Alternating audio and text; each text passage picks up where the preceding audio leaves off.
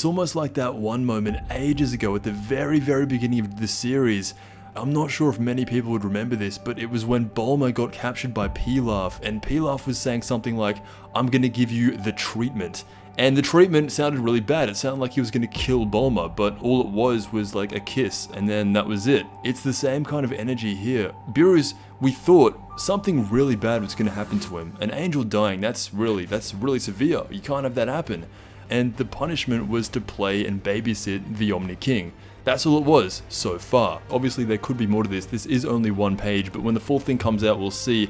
But I don't think with this new arc, calling it the Granola Survivor arc, there is a lot more to this, and Beerus' meeting with the Grand Priest only turned out to be just a small little gag. So yeah, we'll keep an eye on what happens over there, but for right now, the Granola arc is all about Granola, a scientist it seems, and a survivor of the Moro army. What's cool about this is the new arc of Dragon Ball Super does actually look like it's going to be connected to the Moro arc in a lot of ways. 7-3, the android who barely survived the fight with Moro, you see half of his head down here in this ditch. Something then attaches itself to it and then his eyes start glowing. This is pretty new for Dragon Ball standards. What we have here is Granola the survivor, a scientist. He has this thing on his eye and is taking out a bunch of enemies. This is the design, and I guess because it has white hair, a lot of people are thinking, is he Beerus' brother? Who is this guy? The only reason I don't think this guy's an angel is because I don't think I've seen any angel that has definition in their muscles, and this guy's got major definition in his muscles, so Beerus and Whis definitely don't have that. But what we see is him walking into this lab,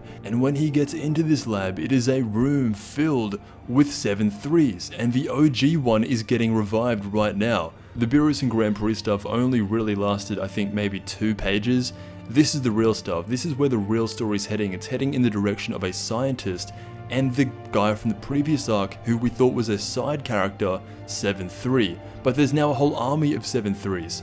7-3 in the previous saga was about on the level of Gohan, so I'm not sure what they're gonna do to make him super powerful. I don't see him being the main guy either. 7-3's ability was mainly to just absorb other people's techniques, and we've seen what happens when you try to absorb the ultimate technique, Ultra Instinct. Your body just blows up if you haven't had the proper conditioning. So the basic summary is Granola is a scientist and he's using a bunch of 7-3 clones to build up his empire. The only problem with this is that Goku, Vegeta, even Gohan was able to take down 7-3. 7-3 is not a problem. In this page here, we see Beerus along with the Supreme Kai getting absolutely destroyed by the Omni King. The Omni King is on top of him, pulling his ears, stretching back his eyes. This is not a good look for Beerus, but he can't do anything, obviously because it's the Omni King. The punishment though that the Grand Priest was really hyping up, or that I was really hyping up on the behalf of the Grand Priest, is not the death of Beerus, is not the dethronement of Beerus from God of Destruction status. It's actually just babysitting the Omni King. The Grand Priest actually thanks Beerus for his help, since the 2 attendants, Zeno's attendants, are on vacation. I mean, where would they even go for vacation? That's a whole different, I mean, is there another reality that they can go to for vacation? That's something else. But then out of nowhere, Beerus does actually think he's in trouble.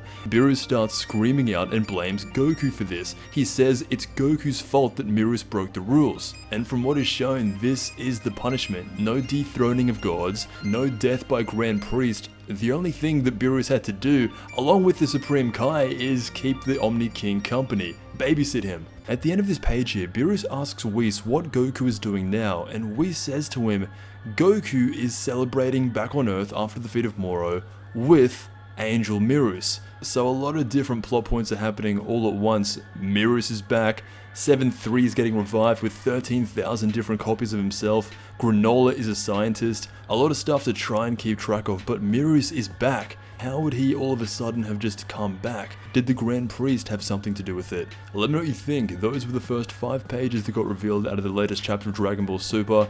I want to thank you so much for watching, and I'll see you in the next Dragon Ball video.